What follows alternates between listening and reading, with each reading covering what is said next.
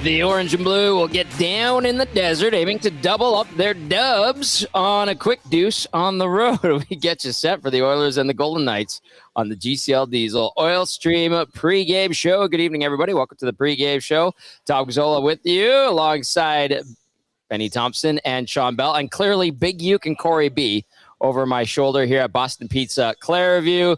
We've got Mo here. We've got El Presidente. We've got Cece. We've got the crew. They're ready to go. All right, we got a good turnout. Yes, we got thumbs up. Big Uke waving everybody hello as we get you set for the Oilers and the Golden Knights. Come on down to Boston Pizza Clairview, my old stomping grounds, and take advantage of some great game day specials. $5 off medium pizzas and then $1 off tankards of Molson and Coors. The boys are in different studios tonight. Bellsy is at the Satellite Studios Casa Belle, or Shea Bell, we should say, because he's picking up whatever communicable diseases little ones give you. Evidently, yeah, that's true. That's true. You just can't do the north side, hey, Bellsy? Well, I mean, like KC was my stomping grounds, and I used to always frequent Londonderry area, so I'm not allergic to the north side. Right. You're gonna leave it there? I mean, I'm gonna leave it right there. They were asking where you were, and I was like, well. I'm in the safe area of the Southwest.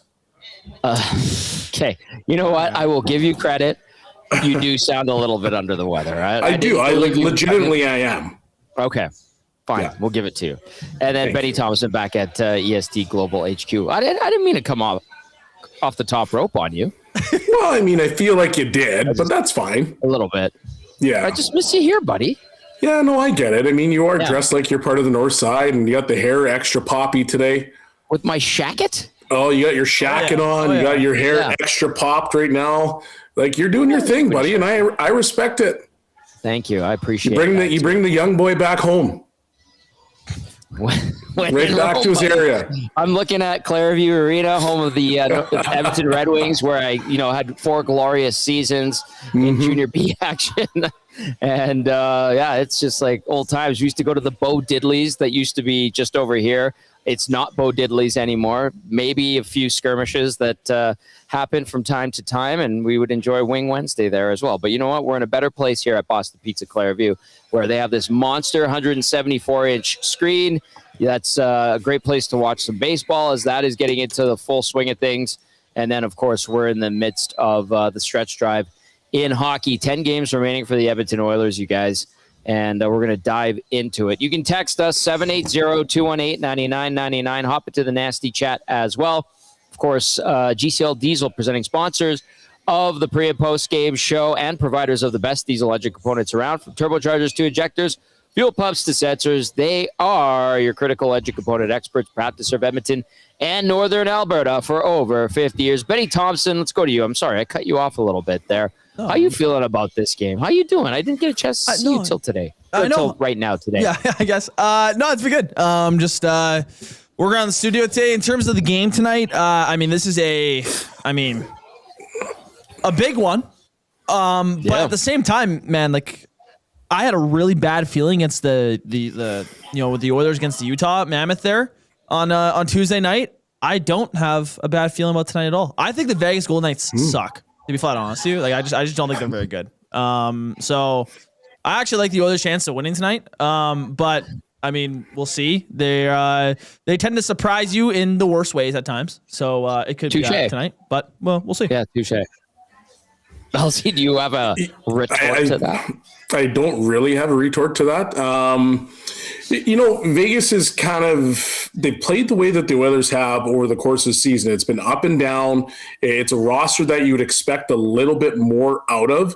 And so, for the Oilers side, we've all discussed the frustration that we all share with the season that they've had. But I got a feeling that Vegas kind of feels the exact same way. Mm-hmm. And so I think you're going to see a motivated team, because one of my points in Game Changers is that this could be a potential playoff matchup. So yes, you're at a point right now with 10 games left. Everything's going to have a playoff type feel to it. And I expect no different from tonight's game. All right, let's. We're gonna get into game changers shortly. Ken Belke from Sinbin Vegas, and you would have seen him earlier on ESC Afternoons. He'll be stopping by real quick to give us the scoop on the Golden Knights. If you didn't catch him earlier on our station, RBM. I like the way he starts these shows. I'm sorry, I should do this more often. RBM, go to your text. Hi, friends. Hi, RBM. Great to have you along for the ride. So let us know your thoughts. Text us 780-218-9999 as we get everybody in on the show. And you can hop into the nasty chat if you're watching over on YouTube. By the way, here at BP Clareview tonight, we have 2 sets of Oilers tickets that we're giving away. So not just one, Ooh. 2 sets. Jason hooking everybody up here. And a big shout out to him. I had a chance to catch up with Lisa. She's doing good.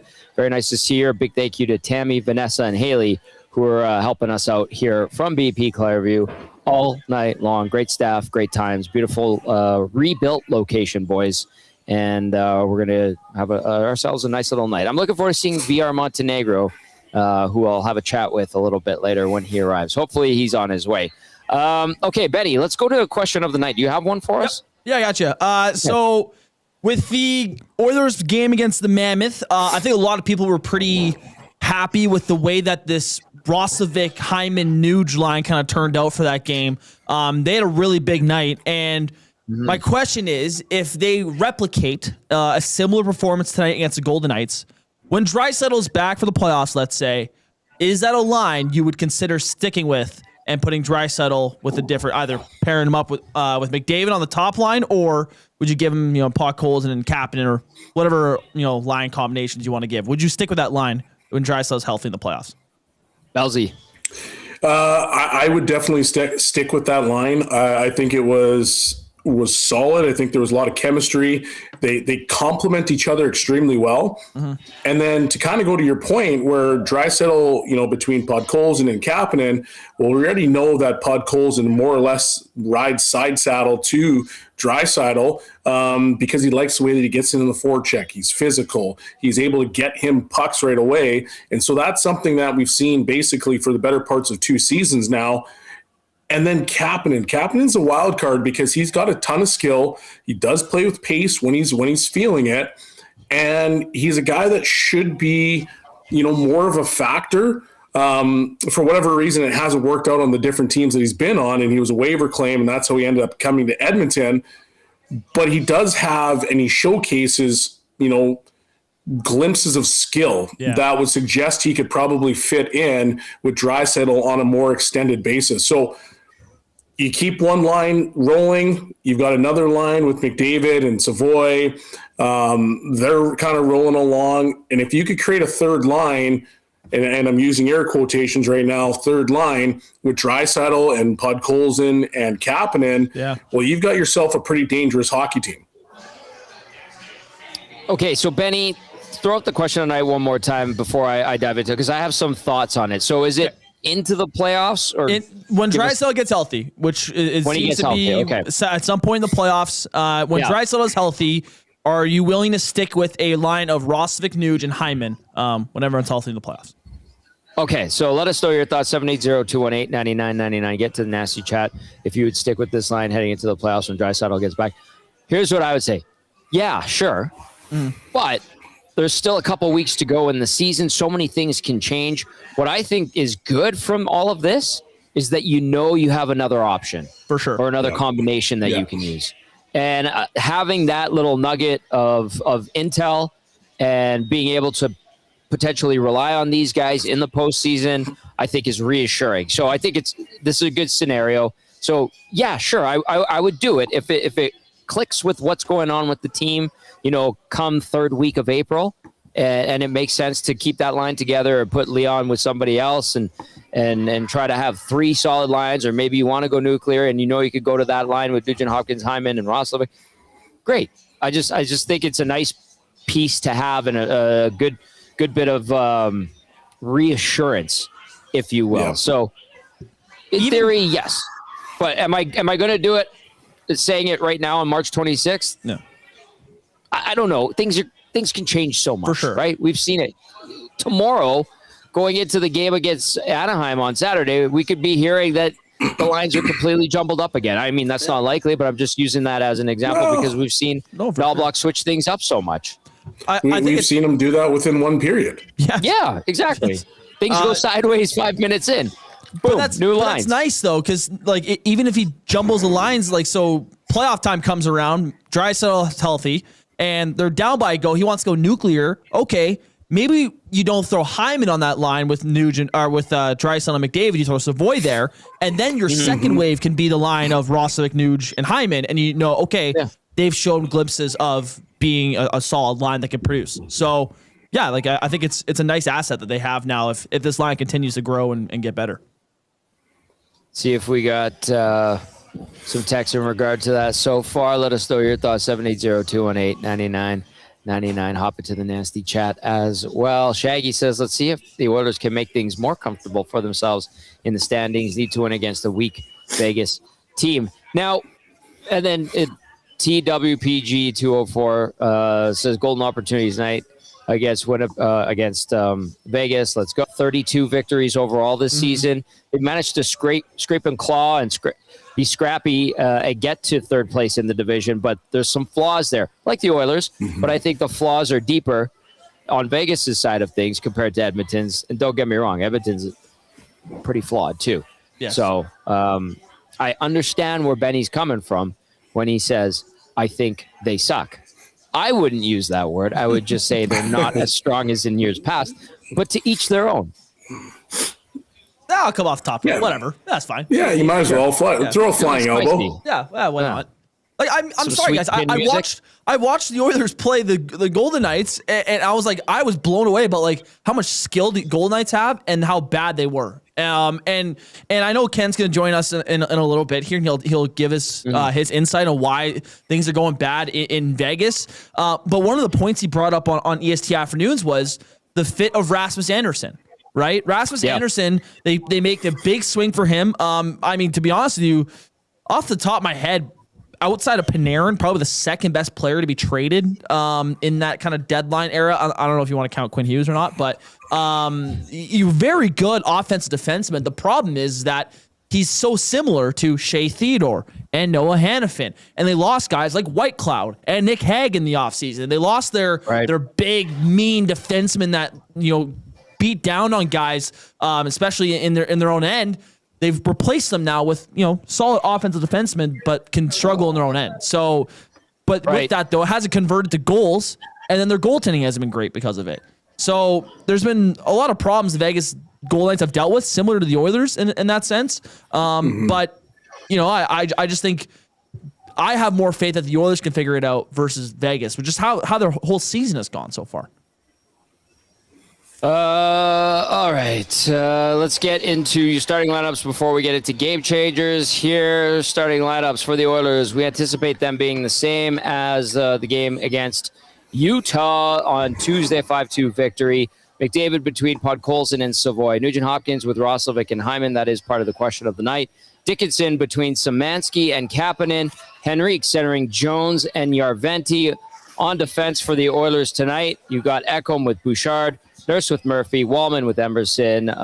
If they're going with the same lineup that we saw on Tuesday, so no Stasny. Hamblin has been returned to Bakersfield. As for the Vegas Golden Knights, they're expected to go with the same lineup that we saw in their last game, lost to Winnipeg 4-1. Jack Eichel between Ivan Barbashev and Mark Stone. Mitch Marner centering Riley Smith and Pavel Dorofeev. Tomas Hertl between Brett Howden and Keegan Colasar. Nick Dowd centering Cole Smith and Colton Sissons. On defense, Braden McNabb with Shea Theodore, Noah Hannafin with Caden Korzak, and then Jeremy Lauzon with Rasmus Andersson. Doesn't look like we're going to see Brandon Saad or Ben Hutton. If anything changes, we'll pass that along your way. Your starting goalies for tonight for the Oilers. I don't know if this is a surprise or not. I mean, I know people got excited about what Tristan Jarry did the other night, but Connor Ingram, the 28-year-old, he's your starter, 11-8-2. With a 283 goals against average, 890 save percentage, one shutout in 24 games this season. He's 3-1-1 lifetime against the Golden Knights with a 283 GAA, 909 save percentage, and one shutout in the 5 games he's faced Vegas in his career. And then at the other end of the rink, 29-year-old Aiden Hill. Hasn't been a great season for Hill, 9-9-3, .303 goals against average, .868 save percentage, you guys. 1 shutout in 23 games this season. Hill versus Edmonton, lifetime 3-5-1 with a .283 goals against average, .891 save percentage, and a shutout in 10 games versus Edmonton over the course of his career. All right, that brings us to the Sather Reed Sport Medicine Injury Report. Connor McDavid's got a team of specialists. You've got a bag of frozen peas. Get the same locker room approach trusted by the best in the game at Sather Reed Sport Medicine. Book your assessment today, www.satherreedsportmed.ca, or call 780-460-9977. For the Oilers, Draisaitl, LTIR, lower body. Trent Frederick, undisclosed. Colton Dach, upper body. Curtis Lazar, IR, arm. He's getting close to a return. And then Matthias Janmark, LTIR, shoulder. He has had surgery. He is done for the year. As for Vegas, Carter Hart, IR, lower body. William Karlsson, IR, lower body. Jonas Ronbjerg, IR, lower body. And Alex Pietrangelo out for the entire season, IR, hip. All right, here we go. Let's dive into Game Changers now with our game analyst, Shawn Belle.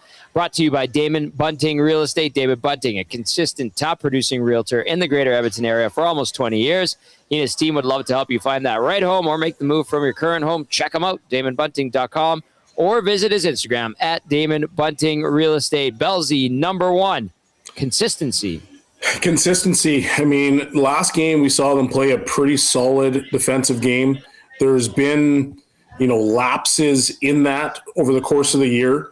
But if you're going to try to get into the playoffs and you're going to try to win the playoffs, you need to be able to replicate that same performance on a defensive end. We know that the Oilers can score.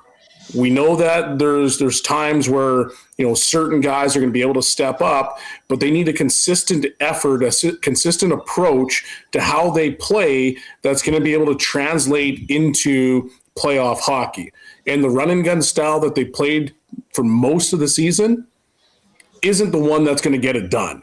It's a game that you played against the Utah Mammoth where you were very stingy defensively and you were very, opportunistic. And, you cycled extremely well in the offensive zone. That's the playoff style game that you're going to need. And so now you're going to have to build upon that so that you can now feel good about yourself going into the playoffs. How much faith do you guys have in the Oilers building consistency at this point in the season?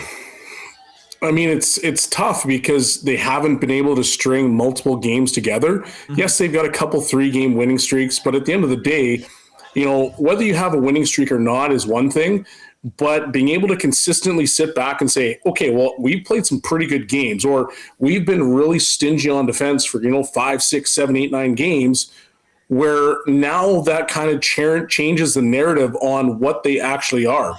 Because if you play 3 good games and, 2 of the games are the run and gun and one of the games is more of a stingy game, well, you don't really know what to expect. So from a consistency standpoint, I don't know what to expect. I'm hoping that they try to replicate that exact same game against the Mammoth because that was fantastic. And I think we could all agree on that. Yep. But at the end of the day, that's one good defensive game amongst a ton of performances that were unsavory. Right. Benny, go ahead. I think there's 2 ways to look at that. Regarding your question, do we have confidence in them building consistency? This whole year, like Bellsy was saying, there's been a lack of it. They can't win more than 3 games in a row. They've done it once. Yes, I believe there have been times where they went on 5-6 game stretches of playing solid hockey, but they just never ended up getting a 3-game win streak within that game. But with this core, we've seen over the past couple of years that when the time, right around this time and heading into the playoffs, they raise their level. I would still believe that this core has another gear, and I think they're trying to get to that gear. And if there is a time of the year where they're going to start to try to build that consistency, it's now. They have some very, very, high stake games coming up with in Pacific, a lot of Pacific teams that they're playing, and possible first round matchups that they might see. To me, again, I'm not confident in them building consistency here, but if it does happen this season, it's got to be now, and shouldn't be too shocking because this is a time of year where they do tend to turn things up a bit. It's funny. For some, it's to the point where, every time they win 2 in a row, and it's happened, I think, 11 or 12 times this season, maybe even more. Yeah, there you go. And you're like, oh, is it going to happen? Is now the time? Are they going to do it? No. And they don't. They got a 3-game winning streak once this season. And so I'm sitting there going, all right, they've fooled us how many times so far this year that they can't build consistency and they don't really sustain success. Yeah. That I'm at the point where I'm like, no, they probably won't. But I'd like to see it. It would be nice to see. But I'm not holding out hope that it will happen. Mm-hmm. And the fan base, listen, I'm jaded. I've covered this team forever. I can be pessimistic at times, but just me looking at it, I laugh because I'm like, oh, you're the grumpy old guy that doesn't think they're going to be able to do it. And the fan base, like, they're going to do it. This is the one. This is the one. This is time number 12. Time number 13. Is it going to happen? And I'm just going, no, probably not. I want to be wrong, though, boys. Like that's unk behavior. Yeah, that is, dude. Like, you just need to take a chill pill, relax a little. Just let your unk status is shining here. Maybe grab a beer, cut the edge off. Yeah, maybe I will. It'd be great if I had my co-host and analyst with me to have it with. Oh, here we go. Yeah. I don't really want to be coughing all over you. Don't need that. You don't need that. Come on, Tom. You don't want to be sick. Yeah, that's a good point. Oh, round of applause. VR Montenegro. Hello, Mike. He's here. Good turnout tonight. So VR Montenegro is here. Cal and Sarah just got here. I've been dialed in. I think a couple others have been here. We've got a great turnout here at Boston Pizza Clairview. Come on down and join us as the Oilers take on the Golden Knights. The prizes tonight, boys, for those that didn't catch it earlier in the show. First intermission, we have a toque and a beer mug. And then the second prize in the first intermission, pair of Oilers tickets. Ooh. Boom. Okay, second intermission. Against who?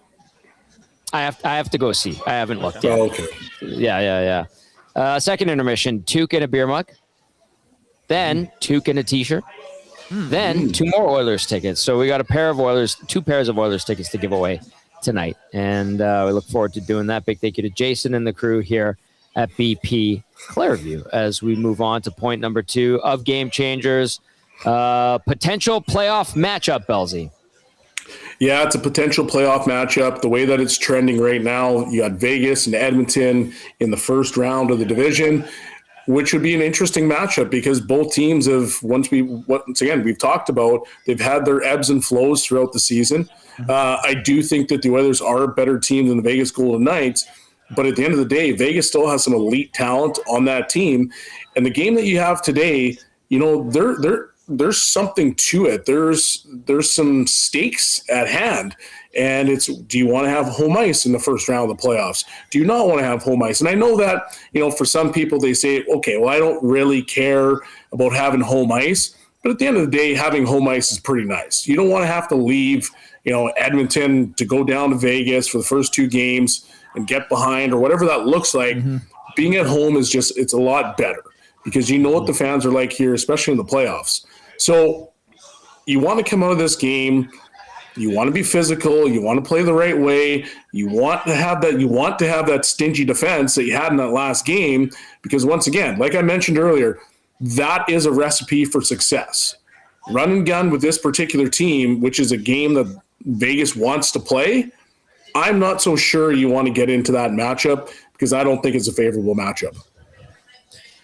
I like the idea of, especially if you finish second in the division, you get that home ice advantage, whether it's against Vegas, which it likely will be, or maybe another team sneaks in there, but you just put an end to it early, or put them on their heels early and try take 2 games at home if you can, especially with the success the Oilers have had against the Golden Knights. I think I saw, like a 66% probability that they face Vegas in the playoffs with, 10 games remaining in the regular season here. So I like the idea of just, you're at home, take it, lay the boots to them. Maybe you lose one when you go play the 2 in Vegas or wherever else the Oilers might end up in the first round of the postseason. But at least you could snuff them out early, get it done in 5, which I think would be great.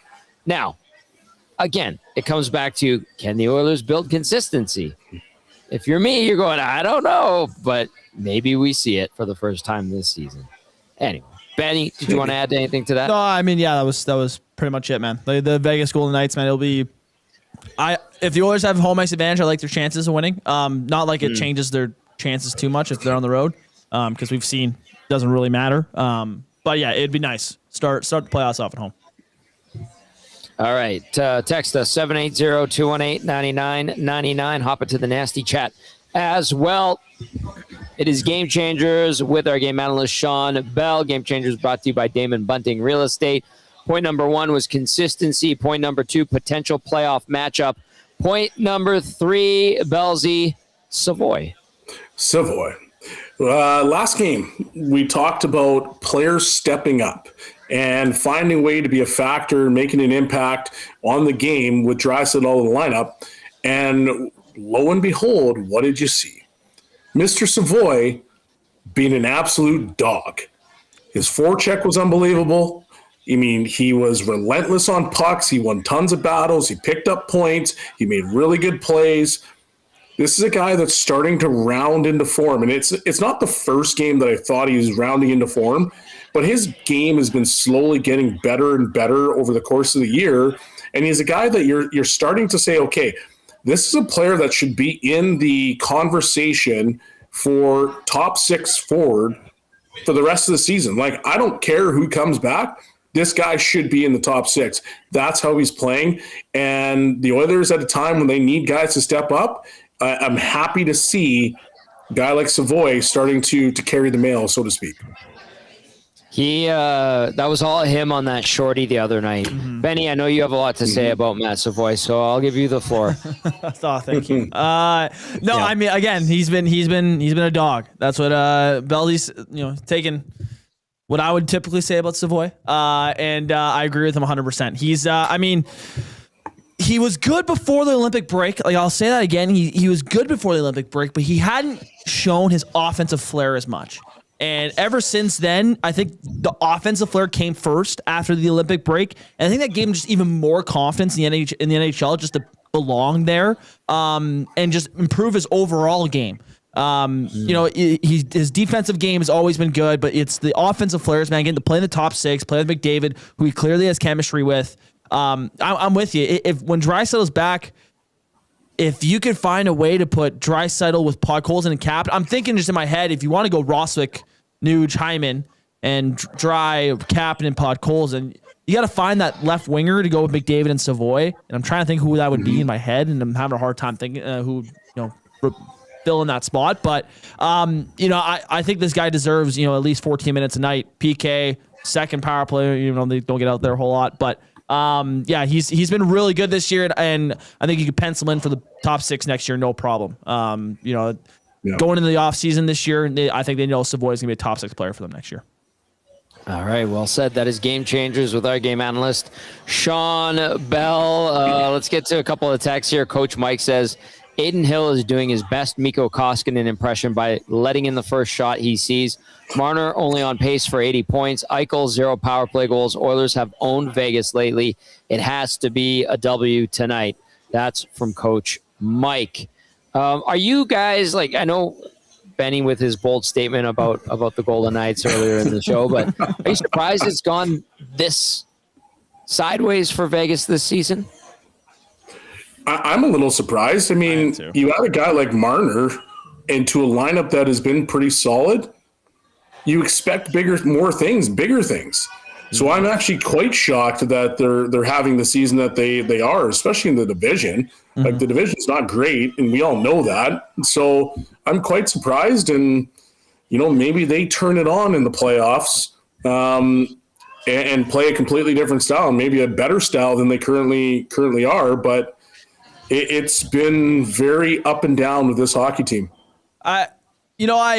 When they signed Mitch Marner, I thought that would propel this team to being a very good regular season team. Now we don't know how Marner, if Marner can come out in the playoffs because we've seen in Toronto he struggles. Right. Along with a lot of players on that team, they struggle come playoff time. He wasn't the only one, but he was labeled as kind of the guy that doesn't show up come playoff time.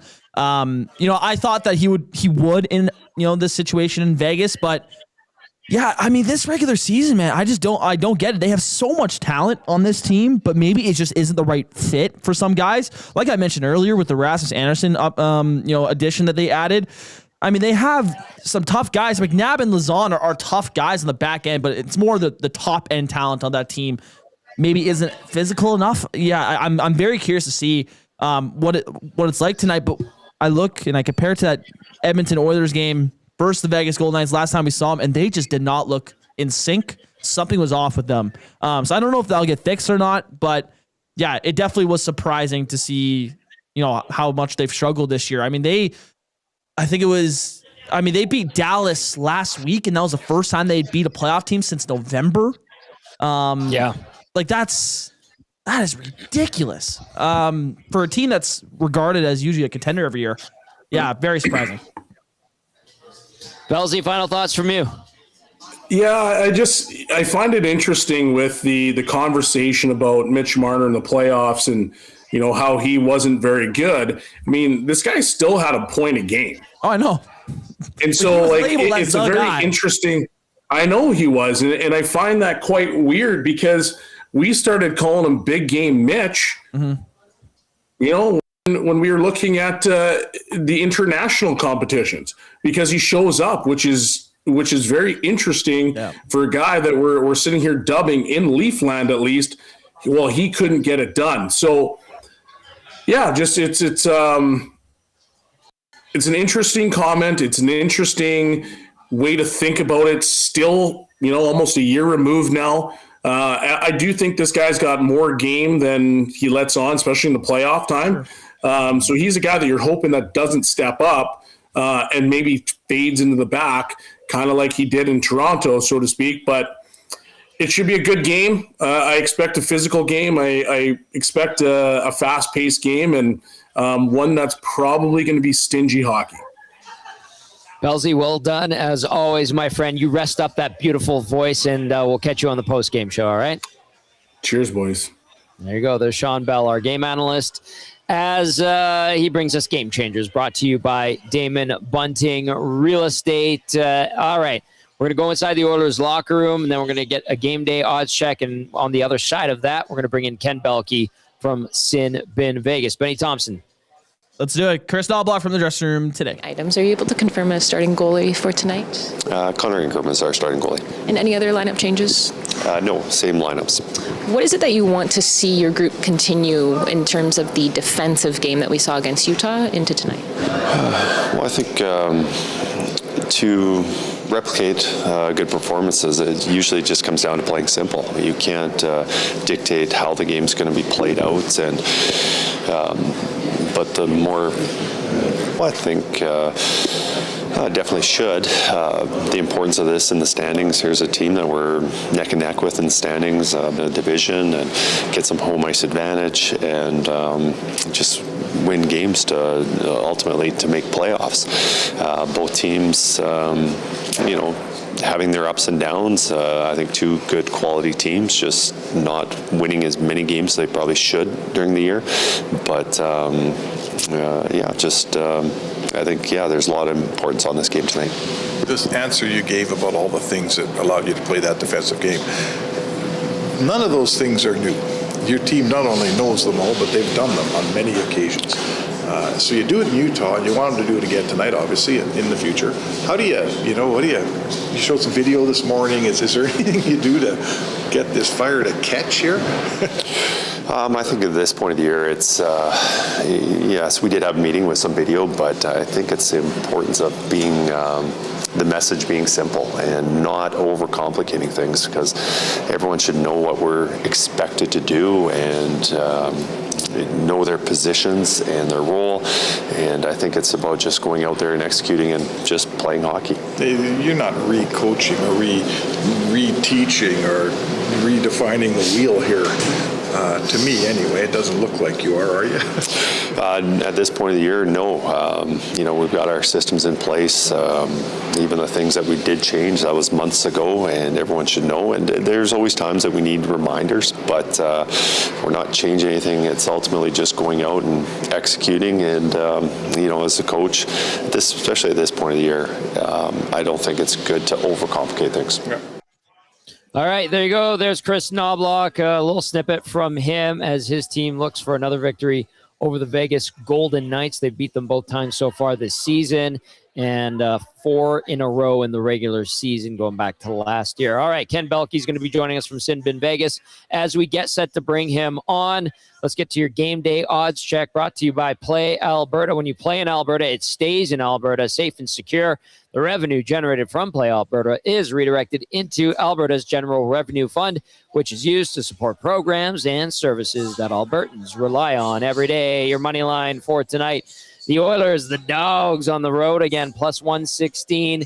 Vegas at minus 137. The over-under set at 6.5.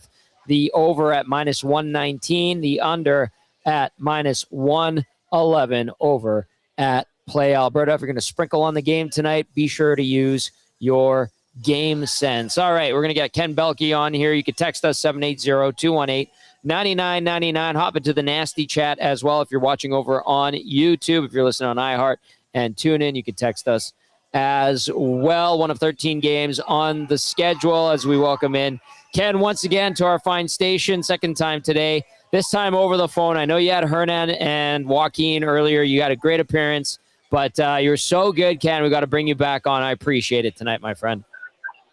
Jeez, what an intro. I'm on location at a bar. I'm in a good mood. What do you think, Ken? Come on. There you go. Yeah, I'm sitting here in the casino watching the end of the basketball game, too. So I got that on my right. I've got the Flames and the Ducks on my left. I've got the PGA, or I've just got golf on my far left. It's a good situation to be in. All right, but perhaps a situation that isn't particularly good is where the Golden Knights have been coming out of the Olympic break in their last 10, 3-7. Ken, what the heck's going on here with this Vegas team? Yeah, recently it's been an inability to score. They've scored 5 goals in the last 5 games, which I've checked. That's not good. That is bad, actually. So they just have not been able to find a way to really generate all that much, especially the top players. Jack Eichel's 1 game away from his career-long pointless streak. Tomas Hertl hasn't scored in 9 games or even a point. First power play unit's not doing a lot. So it's been a lot of falling behind and then struggling to come back.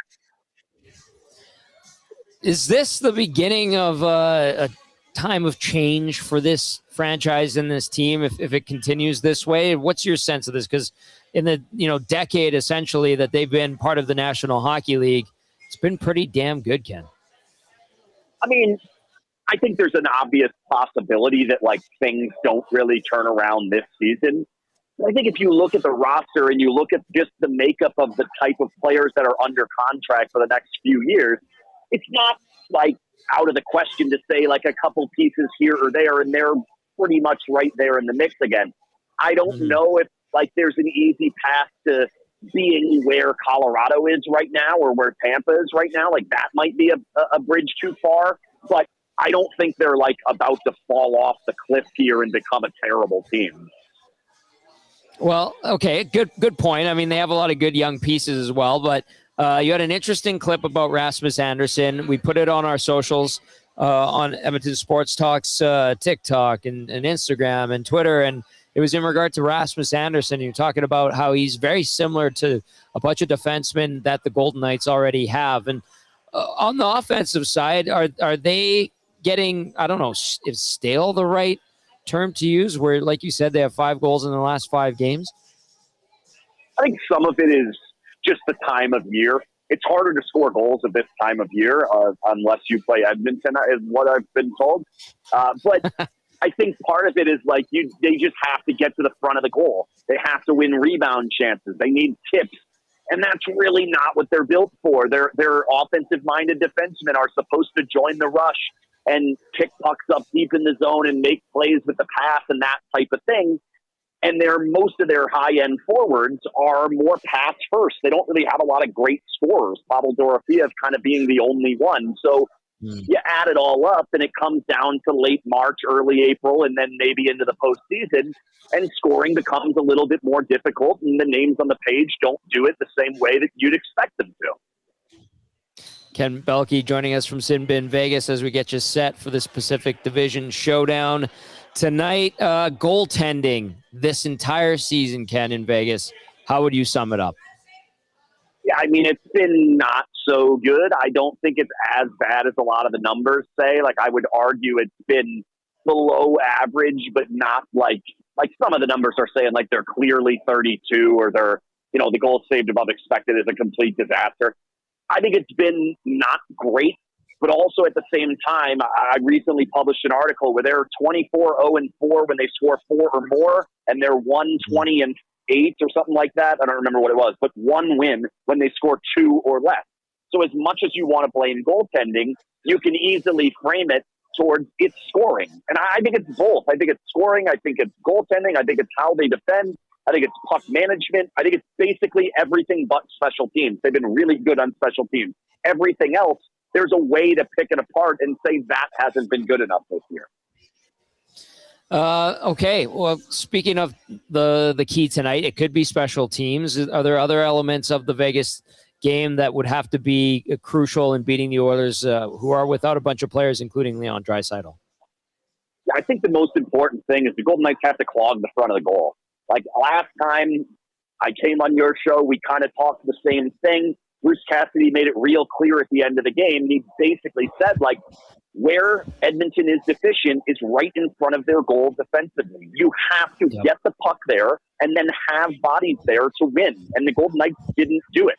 Now, I think Edmonton's gotten pretty proficient against Vegas. Like, you look back to all of the games in the postseason last year, the games so far this season, they know keep them out of there, and the Golden Knights are not going to score on the, on the perimeter all that often. So I think that's kind of the other key to the game is, like, get in front of the goal and then get the darn puck there through the traffic and find a way to win, because Edmonton's not particularly good at it. The problem is Vegas isn't particularly good at it offensively either. See, I always appreciate your candor, so that's why I want to ask you this next question. The Pacific Division has been described as a turtle derby. The best player in the world described it as a pillow fight. How would you describe the Pacific Division this season? I'll stick with what I've been saying, which is dumpster fire. I think it's a complete disaster. Like, every single team has massive problems. And, like, if you take out shootout, if we just call games a tie, the Ducks are awful. But once you put shootout in, it's like, wow, that's a division champion. Like, they're all not very good. They all lose more than they win, especially in regulation. So you're saying there's no chance for them winning a Stanley Cup, anybody from the Pacific this year? I didn't say that. I did not go back, roll the tape back, Tom. I did not say that. This is the NHL. Weird stuff happens. Touche. All right. How much orange and blue in and around the strip heading to T-Mobile so far have you seen? Yeah, it's pretty good. This one, so far, a little bit less than the last one. What's the weather up there? Is it nice? We had a snowstorm last night into this morning, so no, it sucks. So it's we got our third winter so of it's the not season. nice. Yeah. No. Well, it's like triple digits, which I don't know. Something in the high 30s. I don't know Celsius. I'm sorry. It's hot here. But yeah, that's good. That would be record highs. Yeah, record highs. I wish I was there right now. I know. Ken? You could move. I've told you this before. You do have the ability to do it. Now, I don't, government-wise, I don't know. Will they let you in? I don't know. That's not my forte. But you could move. You are right, and you have said this before, so I'll think about it, and we'll reconvene, and I'll discuss my decision with you next time, okay? That being said, I love the lovely place of Edmonton, and I look forward to coming up and visiting you in, 3 weeks? Yes, in 3 weeks. And you know where we're going to be, and you know you're going to be asked to come on the show, and you know you're going to have a pregame meal. That's right. You know where to go. I'm ready. Joining us. I'm ready. Yep. Ken, that's why you're the man. Thanks for this, buddy. Enjoy the game, all right? Take it easy. There you go. Ken Belke, Sin Bin Vegas. He's great, Benny Thomson. He's fantastic. Oh, yeah.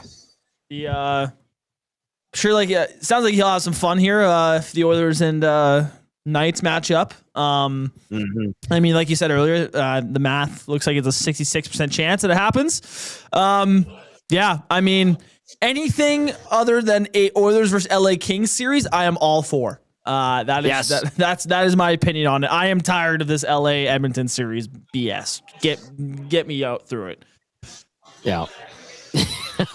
I'm here for something new too. You know what? I just like playoffs. I get very excited, especially the first round, but it would be refreshing if we got the Vegas Golden Knights or some other team in the first round that the Oilers would face. 4 straight victories over LA in the first round.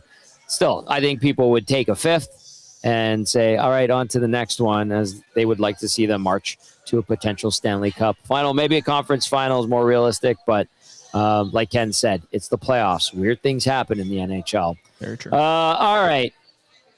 Anything that you're seeing in the nasty chat? We have a couple more minutes here. No, not a whole lot. I mean, if we go back to Ice's comments, he mentioned that Marner was playing center for Vegas, which is something new to. Yeah. I mean, Marner has always been able to play center, but he hasn't typically played center in Toronto. I'm curious as to why they are throwing him in at center in Vegas. I mean, maybe they're looking at a 3-headed monster with Eichel, Marner, and Hurdle, trying to spread out the wealth a little bit. Right. But I think Barbashev can play a little bit of center too. So I'm curious to see how Marner is, taking draws and just an overall playing the position. I haven't seen the numbers or anything behind it, but I find it pretty interesting how they have him at center. You got Hill and Ingram in goal tonight. Hill has had a tough year. He was hurt a lot earlier this season, and the numbers haven't been good. They've been leaning on Akira Schmid quite a bit, and then Carter Hart is injured. Lots of scores around the National Hockey League already, as it is a 13-game day in the National Hockey League. Let's get you up to speed really quickly. If you want to slide in a text before I get to the out-of-town scores, please do so, 780-218-9999. Right now, you have the Islanders leading the Stars 2-0. 4 minutes left in the third on the Island. Montreal up 2-1 on Columbus with 6 minutes left in the third. That one at the Bell Center. 3-3 Pittsburgh and Ottawa. 11 minutes left in the third. 3-3 also the score in Tampa. They're going toe-to-toe with Seattle. 12 minutes left in the third period there. Mini up 2-1 in Florida over the Panthers. 12 minutes in the third remain. And then Philly is up big on Chicago. 5-1. 13 minutes left in the third period. Let's go to St. Louis now. No score yet. Midway through that game, 10 minutes left in the second period. New Jersey up 2-1 on Nashville. 8 minutes in the second, remain. 1-1 in Winnipeg between the Jets and the Avalanche.